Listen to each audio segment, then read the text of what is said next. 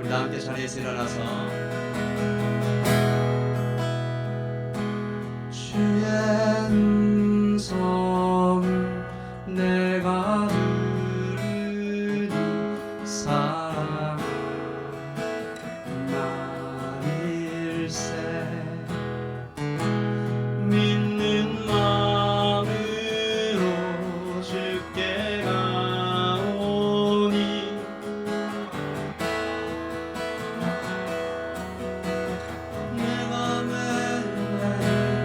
내가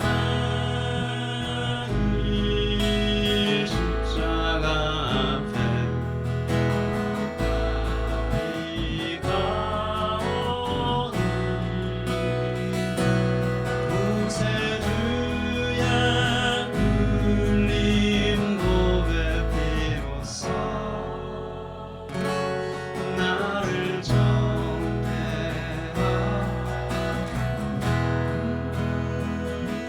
주여 넓으신 은혜 베푸사 나를 받아주시고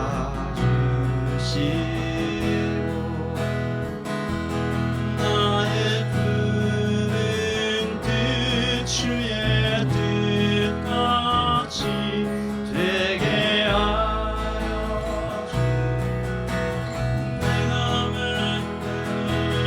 내가 매일 십자가 앞에 더 가까이 가오니 구세주의 흘린 보배 피로써 나를 정케 내가 매일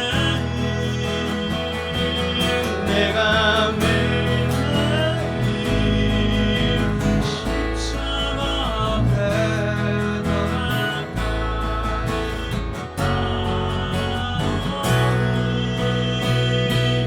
구세주의 흘린 보배 피로써 나를 정케 하소서. 아멘.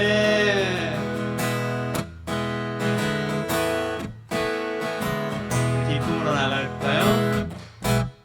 그의 보좌로 나갈 때에 어찌하니 기쁠까? 주의 얼굴을 항상 배우니 더욱 친근하니라. 내가 매일 더 가까이 가오니 구세주의 흘린 보배 피로써 나를 정케 하소서. 우리 구주의 넓은 사랑을 측량할 자 없으며 주가 주시는 참된 기쁨도 헤아릴 수 없도다. 내가 더 가까이 가오니 구세주의 흘린 보배 피로써 나를 정케 내가 매일 십자가 앞에 더 가까이 가오니 구세주의 흘린 보배 피로써 나를 정케 하소서. 아멘.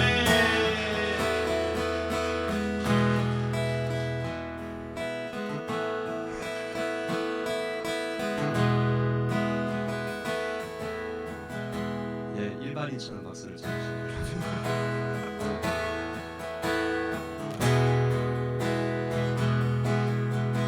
내게로부터 눈을 들어주고 시작할 때 주의 일을 보겠네. 의지만 돌이키사한 무게 안에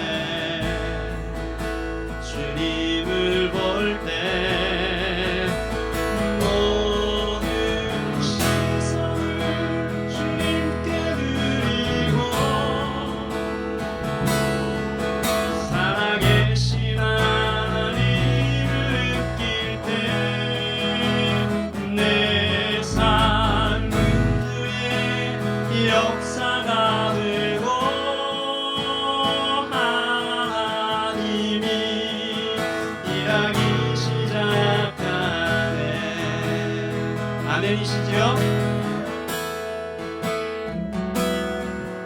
성령이 나를 변화시켜 모두 사라질 때 주의 일을 보겠네.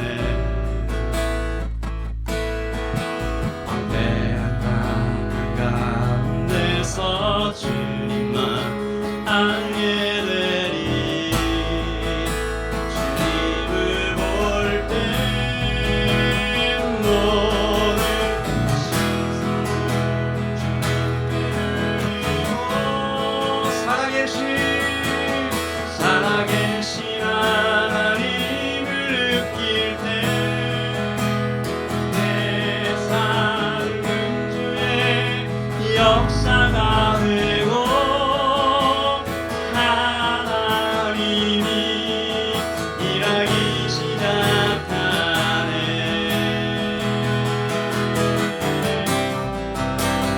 모든 시선을 주님께 드리고 살아계신 하나님을 느낄 때 내 삶은 주의 역사가 되고 하나님이 일하기 시작. 우리 한 번만 더요.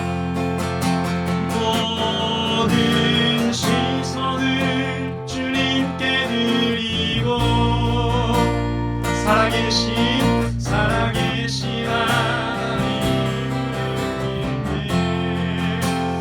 내 삶은 주의 역사가 되고 하나님이 일하기 시작하네. 우리 이 시간 한번 기도하겠습니다. 내게로부터 눈을 들어 주님을 보기 시작할 때 내 작은 마음을 돌이키사 하나님의 꿈을 꾸게 하시는 주님을 볼 때 시선을 주님께 드릴 때 나의 보는 것이 달라질 때 하나님 우리의 눈을 열어주시고 우리의 귀를 열어주시옵소서. 우리 같이 기도하겠습니다.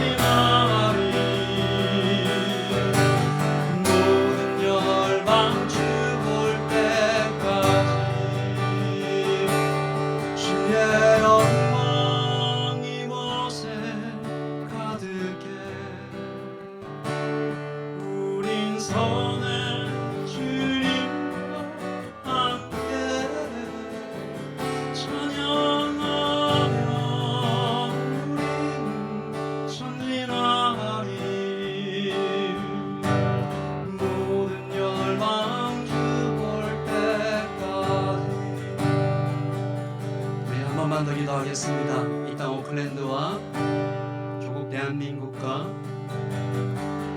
지금도 전 세계 곳곳에서 복음을 전하러 애쓰고 계신 많은 선교사님들을 위하여, 특별히 이 남태평양의 피지와 바누아투, 사모아를 위하여, 가까이에 있는 나라 호주를 위하여,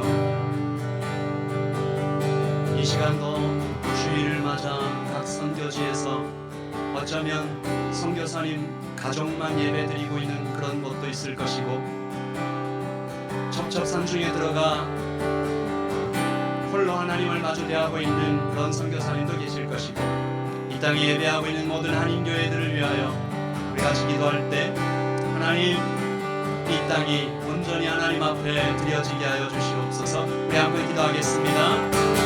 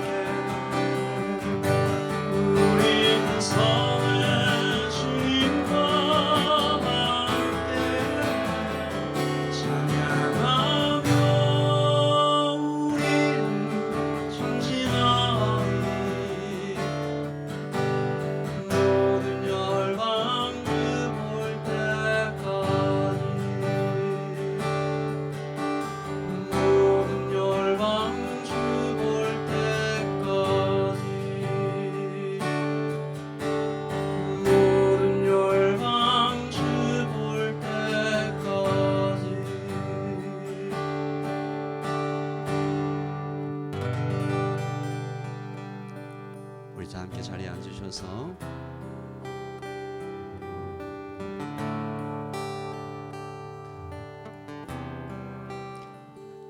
하나님 감사합니다. 예배를 허락하시고 기도를 허락하신 우리 주 예수 그리스도의 이름으로 기도합니다. 아멘. 아멘. 우리 시편 29편 말씀을 함께 보겠습니다. 너희 권능 있는 자들아, 영광과 능력을 여호와께 돌리고 돌릴지어다.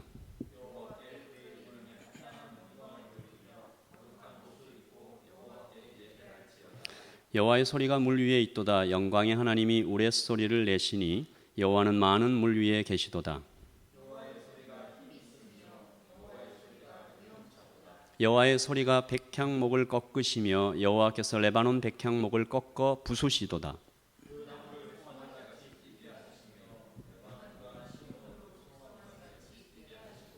여호와의 소리가 화염을 가르시도다.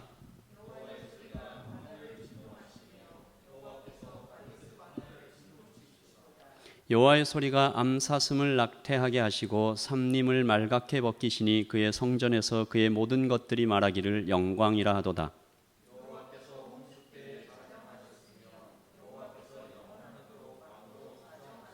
함께 읽겠습니다. 여호와께서 자기 백성에게 힘을 주시며 여호와께서 자기 백성에게 평강의 복을 주시리로다. 아멘. 하나님의 말씀입니다. 한 번 더 읽으시면서 묵상하시겠습니다.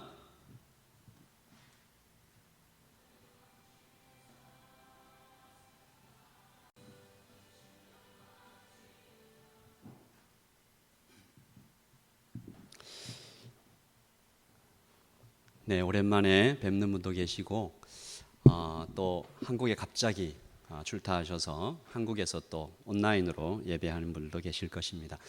주일날 예배하러 오신 분들을 예수님의 이름으로 환영합니다. 우리 앞뒤 좌우에 계신 분들과 한번 인사할까요? 잘 오셨습니다. 네. 예배하러 이 공간에 함께 모인 분들이 하나님의 백성으로 한 몸임을 믿습니다. 여러분, 성경은 창조로 시작해서 종말로 마치지요. 창세기 1장 1절에 태초에 하나님이라고 시작해서 또 요한계시록 마지막에 아멘으로 마칩니다. 그래서 저는 오늘 여러분께 전할 말씀에 대해서 묵상하다가 이 창조의 날에 대해 생각해 봤습니다.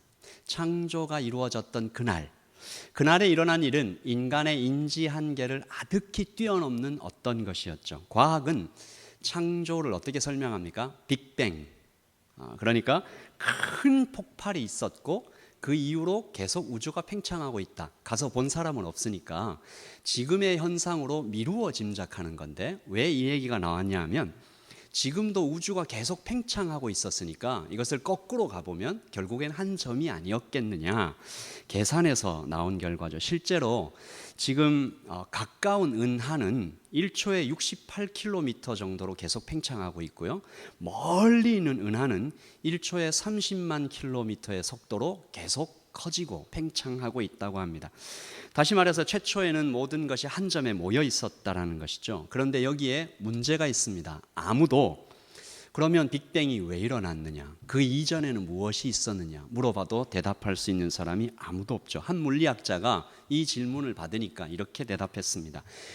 우리가 빅뱅에 대해서도 거의 아무것도 모르는데 그 이전에 대해서 왜 질문하시냐? 대답을 못한다. 마치 더하기도 못하는 사람에게 곱하기를 질문하는 것과 미적분을 물어보는 것과 같지 않느냐? 그것은 이렇게 맞췄습니다. 그것은 신의 영역이다. 그가 정확하게 말했죠. 이 일에 대해서는 오직 성경만이 분명한 답을 줍니다. 우리 같이 한번 읽어볼까요? 시작. 태초에 하나님이 천지를 창조하시니라. 아멘. 중세 때는 이 말씀을 가지고 거의 이제 영적으로만 해석을 했지만 지금은 예수님을 믿는 과학자들 사이에 이렇게도 얘기를 합니다. 그래, 하나님께서 천지를 만드시는 그 순간에 빅뱅 같은 일이 일어났을 수도 있지. 그런데 그것도 하나님께서 만드신 것이지. 하지만 더 중요한 것은 빅뱅 이전에 하나님이 계셨다라는 이 사실입니다. 하나님은 모든 것의 처음이십니다. 오직 하나님만이 무에서 유를 창조하십니다. 시간과 공간 그리고 온 우주 만물을 아무것도 없는 상태에서 만들어내신 분이 하나님이십니다. 아멘이십니까? 제가 자주 하는 상상이 있는데요. 시간의 저편에 계신 하나님, 창조 전에는 무엇이 있었을까? 시간이 없었다고 하니까 공간도 없었겠죠, 당연히. 그러니까 거기에는 오직 하나님만이 계셨습니다. 시간도 없고 공간도 없는 그곳에 어떤 형태로인지 우리가 상상할 수 없지만 영이신 하나님께서 삼위 하나님, 아버지 하나님, 아들 하나님, 성령 하나님께서 서로 사랑하시며 서로를 높이시며 완벽하게 하나이시며 동시에 셋으로 존재하고 계셨습니다. 그리고 하나님께서 모든 것의 처음을 시작하셨죠. 빛이 있으라, let there be light 라고 말씀하심으로 모든 것이 시작되었습니다.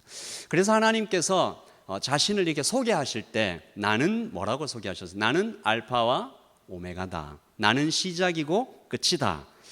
이것이 성경적인 세계관입니다. Biblical worldview. 이건 직선입니다. linear. 시작이 있고 끝이 있고 분명하게. 불교는 뭐예요? 불교는 동그라미입니다. 계속 돕니다. 끝없이 돌아요. 돌고 돌고 또 돌고. 진화론에 대해서 좀 생각해 봅니다. 여러분, 진화론은 종교는 아니에요. 그런데 이 전 세계를 그냥 뭐 거의 뒤덮고 있을 만큼 굉장히 중요한 하나의 사상인데 진화론이 보는 월드뷰는 뭘까요? 이 계단식입니다. 점점 서로 경쟁해서 적응을 잘하면 살아남아서 그 다음 계단으로 또 그 안에서 또 경쟁해서 살아남아서 적응하면 또 그 다음 그러면 어떻게 된다? 점점 더 좋아진다. 계속 좋아진다. 그러면 결국 유토피아가 일어난다. 낙원이 그냥 들으면 좋죠. 진화론을 믿으니까 점점 좋아지는구나. 이 사실 좋은 점이 있습니다. 중세 시대에는 모든 것을 거의 확정했어요. 픽스했어요. 아무것도 바꿀 수 없다 라고 이렇게 정해놨는데 이 진화론이 나오고 나서 아니 서로 경쟁하면 좋아지는구나 해서 자유시장 경제를 만들었습니다. 시장이 그때부터 막 활성화가 됐어요. 그 다음 동물과 식물도 사람이 이렇게 저렇게 해가지고 좀 바꿀 수 있구나. 그래서 더 좋은 토마토가 나오고 더 좋은 쌀이 나오고 바나나가 나오고 그렇게 발전이 되게 되었죠. 그런데 진화론에는 무시무시한 독도 숨어 있습니다. 공산주의가 여기서 시작됐고 노예무역도 여기서 시작됐습니다. 공산주의의 창시자인 칼 막스가 계급 투쟁이론, 투쟁하자 그러면 좋아진다. 여기서 다윈의 생존 경쟁이라는 말에 착안해서 이 계급 투쟁을 만들었죠. 여러분, 그리고 흑인들을 노예로 부리는 일이 합리화된 것은 이 진화론에 있는 사상 때문입니다. 그리고 인류 역사상 가장 큰 비극이라고 불렸던 뭡니까? 유태인들을 대량 학살했던 홀로코스트, 여기서 나왔습니다. 독일인들이 우리는 아리아의 혈통의 우수한 사람들이다. 그러니까 우리끼리 계속 결혼해서 그래서 점점 더 좋은 세상을 만들어야 되는데 좋지 않은 피를 가진 어디예요? 유태인들을 포함한 아시아인들, 그 피들과 우리가 자꾸 이렇게 결혼을 하게 되면 큰일 난다. 인류가 더 안 좋아진다. 그러면 어떻게 돼요?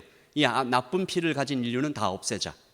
그렇게 해서 600만이 넘는 유태인들을 학살한 홀로코스트의 이 정신적인 배경이 된 것입니다. 죄책감 없이, 거리낌 없이 이것이 인류의 발전에 큰 도움이 되는구나라고 하면서 어마무시하게 죽였어요. 무서운 일이죠.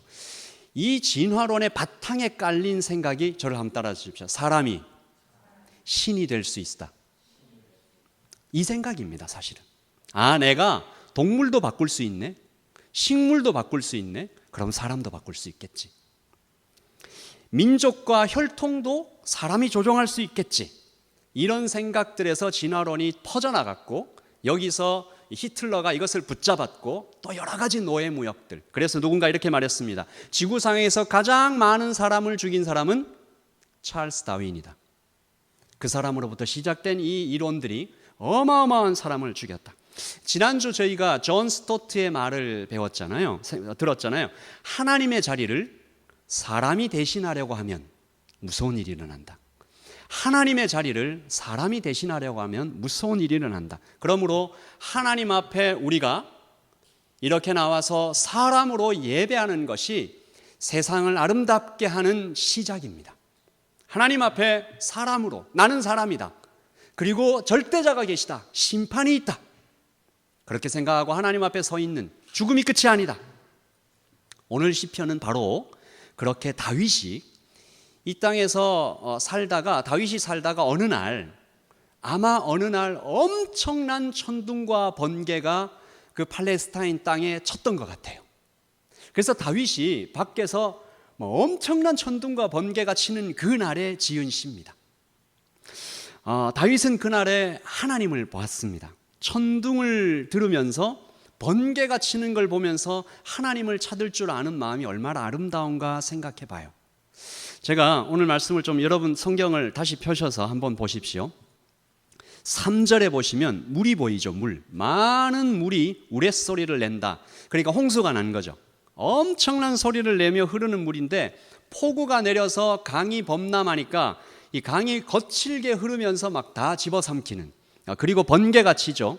그리고 5절에 보시면 이 번개가 치고 천둥이 이렇게 울리고 바람이 부니까 레바논의 백향목이 꺾어진다, 이렇게 돼 있고요. 거기에 시련이라고 되어 있는 것은 헐몬산입니다. 이 헐몬산은 백두산보다 더 높아요. 이 헐몬산이 막 흔들린다. 그런 천둥 소리. 7절에서는 번개가 땅에 떨어지죠. 화염을 가르며 땅에 떨어진 번개가 이 광야의 이 식물들을 불태워버린 거죠. 꽝 소리를 내면서. 그리고 9절에 보니까 그 천둥 소리에 놀란 암사슴이 새끼를 유산했다.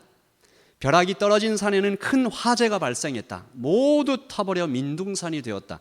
그러니까 그날엔 정말 대단한 일이 일어났었던 것 같습니다.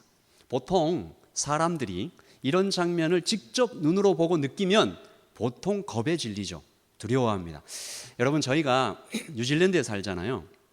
한국에서 사는 것보다는 조금 더 느낄 수 있습니다. 뉴질랜드 집이 벽이 얇기 때문에 밖에서 이렇게 바람 불고 천둥 치고 하면 이 천장도 소리가 잘 들려서 한국은 아파트에 살면 거의 모르죠. 어떤 목사님이 그러시더라고요. 밤새 꿀잠을 자고 일어났는데 난리가 났었다. 근데 아파트 안에 사니까 밖에 무슨 일이 났던지 몰랐다. 여러분, 바누아투 같은 밀림에 선교하러 가시면요, 정말 천둥이 치면 땅이 울립니다. 이 땅에 몸을 이렇게 대고 자잖아요. 그러니까 정말 이 땅이 울리면서 귀 바로 옆에 천둥이 확 치는 같은 소리가 들리면서 자연 앞에 사람이 그대로 노출이 돼요. 정말 겁이 납니다. 우리 인생 가운데 이렇게 천둥 번개가 치는 날 같은 그런 일이 있을 수가 있습니다. 차 타고 잘 가다가 또 그냥 집에서 이렇게 뭘 만들고 잘 만들었는데 눈에 뭐가 확 들어가는 일이 생기기도 하고요. 가다가 넘어져서 어딘가 부러지는 일이 생기기도 합니다. 다윗은 그렇게 천둥 번개가 치는 날에 하나님을 보았습니다. 요즘 라이트 처치가 하나님의 성품에 대해서 공부를 하고 있는데, 우리도 천둥 번개 속에서 보이는 하나님, 우리 일상 속에서 맞는 어려움과 괴로움 속에서 보는 하나님, 오늘 좀 살펴보기를 원하는데, 다윗은 천둥 번개 속에서 하나님의 세 가지 모습을 발견합니다. 첫째, 같이 읽어 시작. 영광의 하나님. 감탄해요. 이게 참 대단하죠. 번쩍 번개치고 꽝꽝 땅이 흔들리고 이걸 보면서 감탄하면서 경배했답니다. 그런데 그가 이 감탄하고 경배하는 것까지는 우리도 할 수 있을 것 같아요. 좀 따라할 수 있을 것 같은데 그가 이렇게 합니다. 29장 1절에서 시작. 너희 권능 있는 자들아 영광과 능력을 여호와께 돌리고 돌릴지어다. 아멘. 이게 무슨 말이냐면 내 앞에 펼쳐지는 이 어마어마한 광경을 나는 감히 글로 못 옮기겠다. 내가 찬양하기에는 이게 너무 대단한 광경이라서 권능 있는 자들이 와서 이 광경을 좀 찬양해 주기를. 권능 있는 자들이 누구예요? 천사들입니다. 천사들이 같이 와서 여기 와서 이 광경을 좀 예배하고 한 영광의 하나님을 좀 찬양해 달라. 2절 시작. 여호와께 그의 이름에 합당한 영광을 돌리며 거룩한 옷을 입고 여호와께 예배할지어다. 번쩍이는 번개와 꽝꽝하는 천둥 앞에 서니까 나는 너무 거룩하지 않구나. 난 너무 죄가 많구나. 나는 이 광경을 올바로 찬양할 수 없겠구나. 나는 저 영광의 하나님을 내 정말 부족한 입술과 떨어지는 표현력으로 감히 이렇게 날 수가 없겠구나. 천사들이 오소서. 그래서 하늘의 언어로 좀 찬양해 주십시오 라고 이렇게 영어로 보면 이게 스피치리스라는 표현을 쓰잖아요. 말로 못하겠다. 다윗은 그렇게 영적 언어적 한계를 절감하면서 그저 감탄하고 있습니다. 다윗은 지금 눈앞에 펼쳐진 거대한 자연의 격동을 보며 하나님의 영광이 이와 같을까? 여러분도 한번 상상해 보십시오. 여러분이 이제 인생을 살다가 어느 날 죽었어요. 그래서 영으로 하나님 앞에 섰어요. 그러면 우리가 보는 이 시각과 느낌은 어마어마하게 확장되겠죠. 우리가 이 땅에서 보는 천둥과 번개 정도가 아니라 하나님은 별들을 움직이시고 블랙홀과 여러 가지 행성과 항성과 은하계 속에서 그 어마어마한 경광을 보면서 감탄밖에 할 수 없을 것입니다. 그러므로 우리의 삶 가운데 가장 먼저 하나님 앞에 나올 때 가장 먼저 드려야 하는 이 감정과 경배는 영광의 하나님입니다. 둘째, 시작. 통치하시는 하나님. 10절입니다. 이 말씀이 굉장히 의미가 있는데요. 시작. 여호와께서 홍수 때에 좌정하셨으며 여호와께서 영원하도록 왕으로 좌정하시도다. 여러분, 홍수가 막 몰아치는데 다윗이 뭐라고 찬양했냐면 하나님이 저 홍수를 다스리신다. 좀 이상하죠. 여러분, 말씀을 준비하면서 한 장면이 좀 오버랩 됐었는데요. 예수님의 제자들이 풍랑이 막 칠 때 제자들은 어떻게 했어요? 무서워했어요. 다윗이라고 뭐 별로 달랐을까요? 왕궁 안에 있으니까 좀 안전했을까요? 물론 그럴 수도 있지만 이 다윗에게 예배자의 감각이 있었다는 걸 볼 수 있습니다. 홍수가 막 몰아치고 있는데 그것을 보면서 하나님이 다스리고 있다. 이것이 무슨 말이냐면 저 엄청나게 몰아치는 자연의 격동을 그래봐야 하나님 손 안에 있다. 하나님 통치 안에 있다라고 인정하고 있는 것입니다. 그러니까 하나님의 눈으로 세상을 보면 번개와 천둥, 우리 인생에 있는 여러 가지 일들도 다르게 볼 수 있다라는 것입니다. 그리고 정말 놀라운 것은 다윗이 발견한 하나님의 세 번째 모습입니다. 자, 셋째 시작. 평강의 하나님. 자, 천둥 치고 번개 내려 찍고 불 나고 난리가 났는데 다윗은 그 환경 속에서 평강의 하나님을 발견했대요. 11절 시작. 여호와께서 자기 백성에게 힘을 주시며 여호와께서 자기 백성에게 평강의 복을 주시리로다. 아멘. 여러분, 이 복을 여러분들 다 받으십시오. 천둥과 번개 속에서도 하나님의 평강을 만날 수 있는 그 복을 다 받으시기를 소원합니다. 천둥과 번개가 치는데 영광의 하나님과 통치하시는 하나님을 발견한 것은 어느 정도 좀 이해가 돼요. 이 한국 사람들이 미국에 여행을 가서 나야가라 폭포에 가면 성도들이 꼭 부르는 찬양이 있다고 합니다. 뭘 불렀을까요? 주님의 높고 위대하시 다 부른다고 그래요. 그냥 이렇게 자연스럽게 나오는 거죠. 다윗도 그러지 않았을까? 그런데 어떻게 위로와 격려와 평강의 하나님을 다윗은 발견했을까? 다윗이 사용한 두 개의 상징이 있습니다. 첫째, 다시 한번 홍수. 이 홍수 때문에 다윗은 평강을 얻었다고 그래요. 다윗은 지금 눈앞의 홍수를 보면서 또 하나의 홍수를 떠올렸던 것입니다. 이때 사용된 홍수라는 단어가 언제 사용된 홍수라는 단어가 똑같은가 하면요, 노아의 홍수 때 사용된 단어와 똑같아요. 그러면 여러분 마음속에 더 이해가 안 된다 이럴 수 있잖아요. 노아의 홍수가 어떤 사건이었어요? 어마어마한 사건이었죠. 당시 지구 인구가 학자들 사이에서 의견이 좀 갈리긴 하지만 많이 보는 사람들은 80억, 적게 보는 사람들은 20억 뭐 이렇게도 얘기를 해요. 그 많은 인구들 중에 몇 명 살았습니까? 노아의 가족들 딱 7명인가 8명에게만 딱 살았죠. 그러니까 더 이해가 안 돼요. 거침없이 모든 인류와 코로 호흡하는 모든 것을 다 삼켜버렸던 대홍수를 떠올린 이 다윗이 어떻게 노아의 홍수, 이 홍수를 오버랩시키면서 평강의 하나님을 떠올렸을까? 다윗은 그 홍수 또한 사실은 하나님의 철저한 통제 아래에 있었다는 것을 고백하고 있는 것입니다. 그러므로 여호와께서 이 홍수쯤이야 좌정하시듯이 평안하게 있을 수 있다. 하나님은 지금 거칠게 날뛰는 저 홍수 같은 무시무시한 자연현상보다 더 크고 완벽한 하나님의 손을 가지고 계신다라고 고백했다는 것이죠. 둘째는 따라서 하십시다. 하나님의 소리. 여러분 말씀 읽으시면서 좀 느끼셨을 텐데 3절부터 9절까지 하나님의 소리라는 단어가 계속 나와요. 모두 7번 등장합니다. 하나님의 소리, 하나님의 소리, 하나님의 소리. 7이라는 숫자는 구약에서 완전한 숫자입니다. 동시에 안식을 상징하는 거룩한 숫자죠. 여호와의 소리, 여호와의 소리를 7번 말한 다음에 홍수를 바라보며 좌정하신, 그러니까 잘 앉아 계신 하나님을 말한 다윗은 안식의 하나님을 얘기한 것입니다. 이 그림은 창세기와 요한계시록에 똑같이 등장하는데요. 창세기 2장 1절입니다. 같이 읽죠. 천지와 만물이 다 이루어지니라. 하나님이 그가 하시던 일을 일곱째 날에 마치시니 그가 하시던 모든 일을 그치고 일곱째 날에 좌정하시니라. 안식하시니라. 좌정하시니라. 앉으셨느니라. 요한계시록입니다. 계시록 7장 9절. 이 일 후에 내가 보니 각 나라와 족속과 백성과 방언에서 아무라도 능히 셀 수 없는 큰 무리가 흰옷을 입고 손에 종려가지를 들고 보좌 앞과 어린 양 앞에 서서 큰 소리로 외쳐 가로되 시작. 구원의 하심이 보좌에 앉으신 우리 하나님과 어린 양에게 있도다. 아멘. 하나님이 물리적으로 정말 앉으셨다라는 얘기보다는 이제 쉬신다, 끝냈다, 평안하다, 하나님의 손 안에 있다, 통제 안에 있다. 그러니까 다윗은 지금 폭풍이 몰아치고 홍수가 거칠게 날뛰는 이 현장 속에서 앉아 계시는 하나님, 안식하시는 하나님, 그리고 우리에게 안식을 나눠주시는, 선물하시는 하나님을 노래하고 있는 것이죠.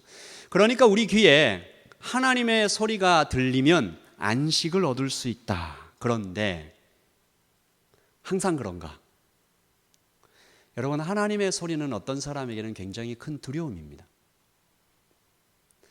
우리의 마음 상태, 우리의 영혼의 상태에 따라서 하나님의 소리가 우리 귀에 들렸다라고 얘기할 때 떠는 사람이 있고 굉장한 안식을 얻는 사람이 있죠. 왜냐하면 그 하나님의 소리는 그 자체로 능력이기 때문입니다. 오늘 말씀 5절과 6절을 보시면 여호와의 소리는 백향목을 꺾는 소리다. 레바논 백향목을 꺾어 부수는 소리다. 그 나무를 송아지같이 뛰게 한다. 그러니까 나무가 막 이렇게 덜덜 떨리면서 막 이게 진동하는 거죠. 레바논과 시련으로 들송아지같이 뛰게 하시는, 산이 흔들렸다는 얘기입니다. 이 시련이라는 것은 헐몬산이거든요. 백두산보다 높은 그 산이 천둥치니까 왕창 뚫린 것이죠. 그런 소리, 그런 하나님의 소리를 듣는데 어떤 사람은 안식을 누리고 어떤 사람은 두려움을 느낍니다. 다윗은 이 천둥이 치고 번개가 치는 이 사실을 통해서 시를 적어 이스라엘 백성들에게 들려주시면서, 그리고 이 시를 그 당시에 있는 모든 고대 근동 사람들한테 또 전파하면서 이렇게 말하는 것입니다. 가나안을 포함한 모든 세상에게 너희가 헐몬산을 경배하느냐. 당시 이방인들이 이 산을 경배했거든. 이게 백두산보다 높으니까 얼마나 멋있었겠어요. 그 헐몬산을 경배하는. 그리고 이스라엘 백성들에게 레바논의 백향목이 좋아 보이냐, 폭풍과 번개 거칠게 몰아치는 홍수가 두렵냐? 아니다. 여기 앉아 계신 하나님이 계시다. 홍수 위에 좌정하시는, 모든 것을 통치하시는 하나님을 바라보기만 하면 너희도 11절 말씀의 복을 얻게 될 것이다. 이게 11절 말씀의 복은 평강의 하나님을 만나는 것입니다. 천둥과 번개가 치는 그 휘몰아치는 자연의 격동 안에서 다윗은 앉아 계시는 하나님을 바라보며 평강을 얻었습니다. 이제 말씀을 좀 마무리하겠습니다.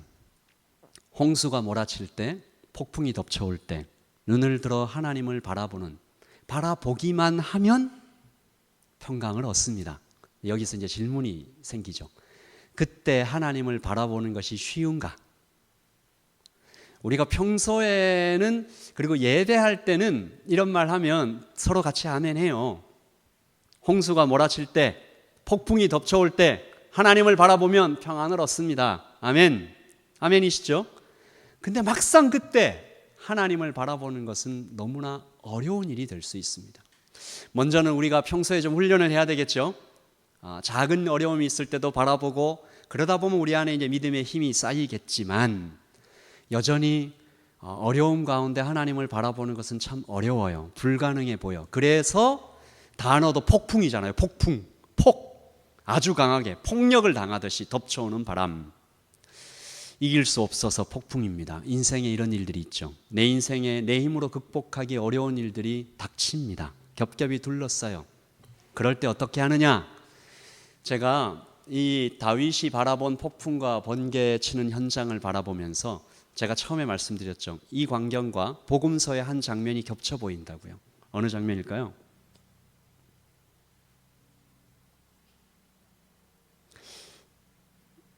이 오른쪽 아래에 누가 계시죠? 잘 안 보이지만 오른쪽 아래에 예수님이십니다. 이 그림은 의도적으로 이렇게 그렸어요. 왼쪽을 이렇게 환하게 그려서 고생당하고 있는 이 제자들을 더 부각시키고, 무서워하고 있는 제자들을 부각시키지만 여전히 우리 예수님은 여기에 타고 계시고, 표정 잘 안 보이죠? 저만 보이죠? 평안하게 계신 예수님과 제자들이 갈릴리 바다, 갈릴리 호수를 건너갈 때 생겼던 일입니다.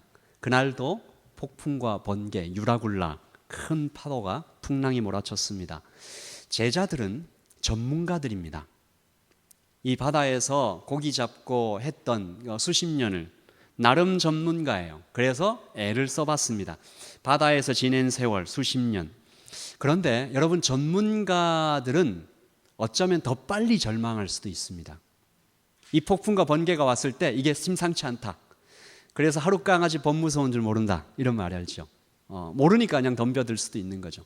제자들 굉장히 힘썼지만 안 됩니다. 힘이 빠졌습니다. 죽게 돼. 정말 이 사람들은 이제 죽는다라고 생각했습니다.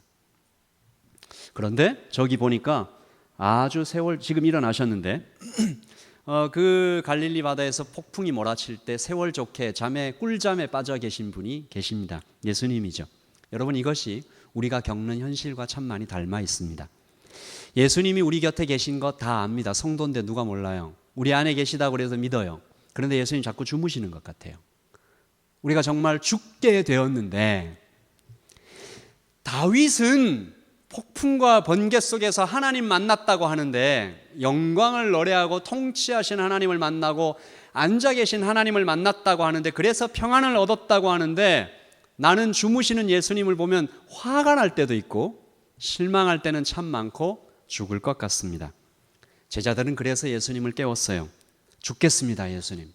예수님은 제자들의 그 기도를 들으시고 단번에 말씀하셨습니다. 바다야, 폭풍아, 잠잠하라. 그 문제가 해결됐죠. 누가복음 8장 24절입니다. 시작. 제자들이 나와 깨어 이르되 주여 주여 우리가 죽겠나이다 하는데 예수께서 잠을 깨사 바람과 물결을 꾸짖으시니 이에 그쳐 잔잔하여지더라. 문제가 다 해결됐어요. 제자들에게는 무엇이 부족했길래 그렇다면 이 문제가 해결된 것을 보니까, 이 말씀의 상관관계를 보니까 좀 더 빨리 깨웠어야 했나? 아니면 목소리가 좀 작았나? 더 큰 목소리, 더 간절히 불러야만 했나? 아닙니다. 예수님은 딱 한 지적하셨습니다.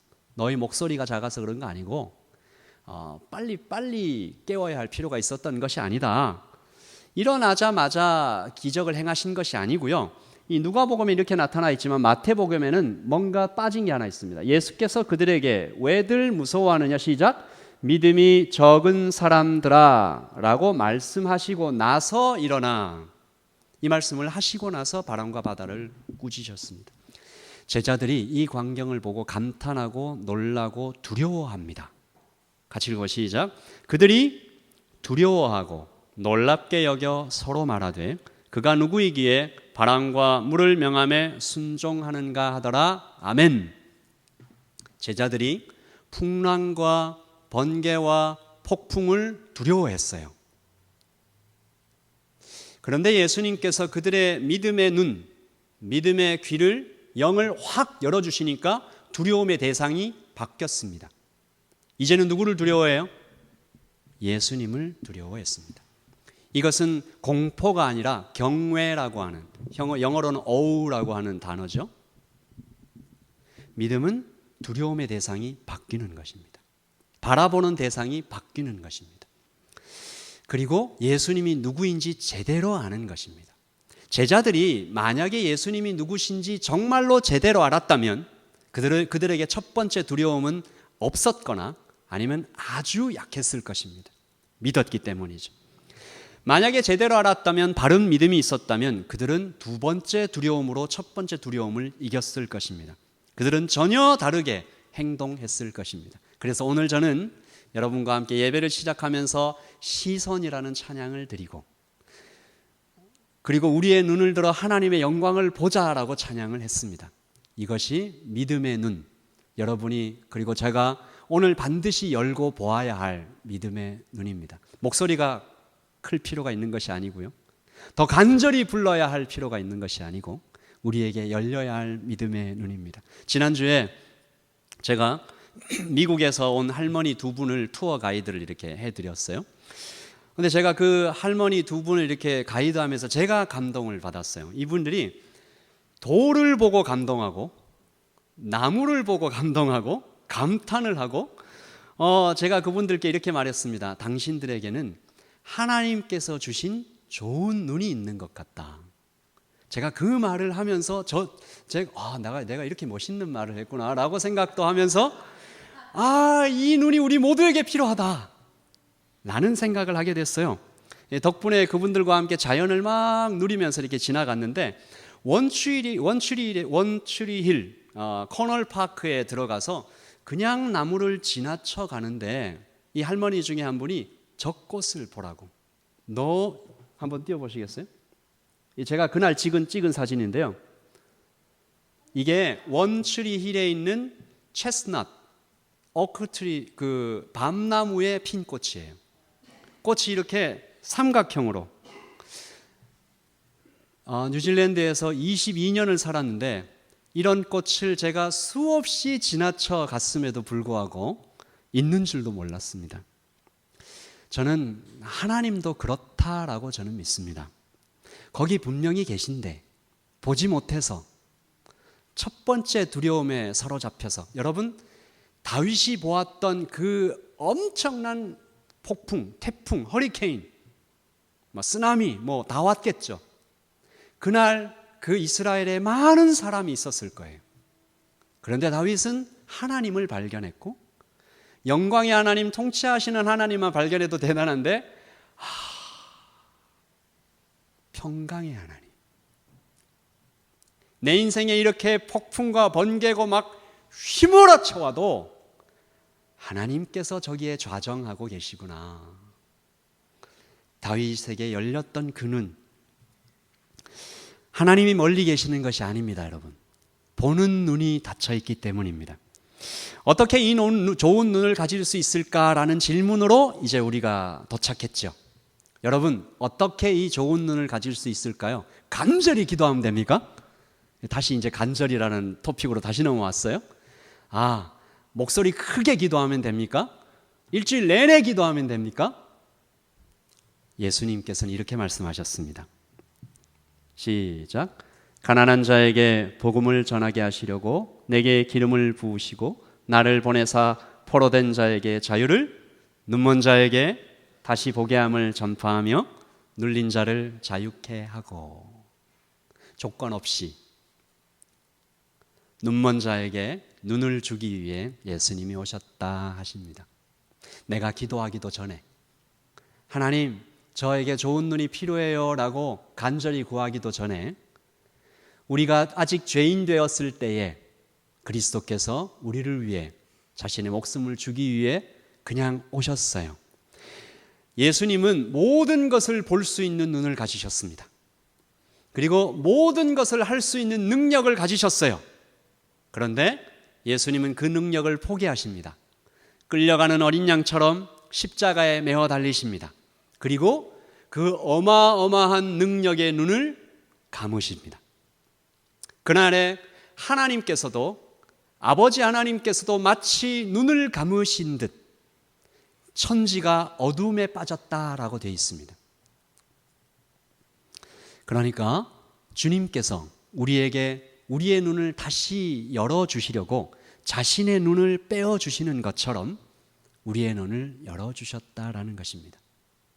여러분, 그러니까 우리가 간절히 기도해야 그 눈을 가질 수 있는 것이 아니고 예수님께서 이미 우리에게 그 눈을 선물하여 주셨다라는 것을 믿고 예수님 안에 거할 때, 예수님을 바라볼 때 우리도 그 눈을 가질 수 있다. 아니, 이미 가졌다.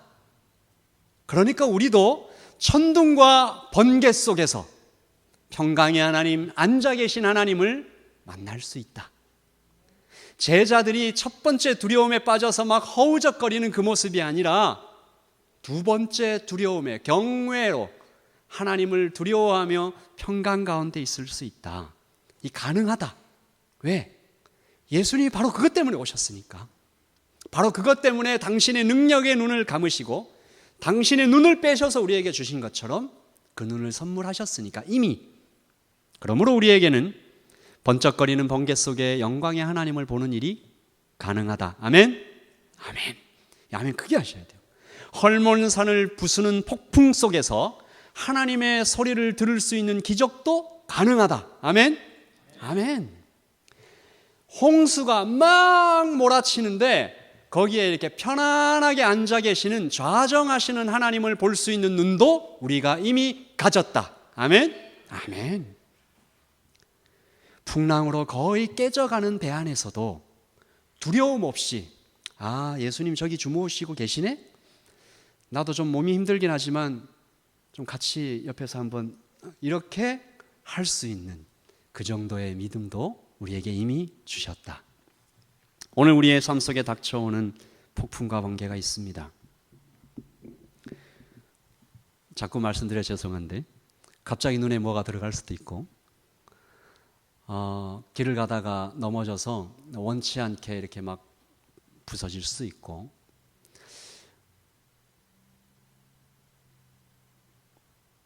좋지 않은 상사를 만날 수도 있습니다.